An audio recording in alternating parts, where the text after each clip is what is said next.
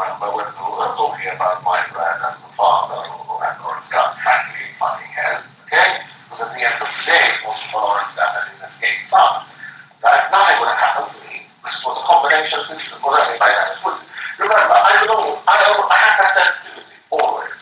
So, sensitivity, weakness, whatever. But what I'm saying, I'm used to that, and it does affect a little bit the way I want to go. And it does mean, so just so you have, that what I learned in '94, and I repeat it now, and I still do it now, that one of my things with Eddie was, I'm sorry, at the end of the day, if you had spoken to this guy, this wouldn't happen. The fact that we wanted to save his ego, whatever, and we had to find a roundabout way of getting the message through to Brigadier Cade if he should go, let's involve what happens. Okay, last one was Guido. Let's not forget what that is, right? If Guido's children defending the person who tried to kill me, I think, frankly, at that stage, I should have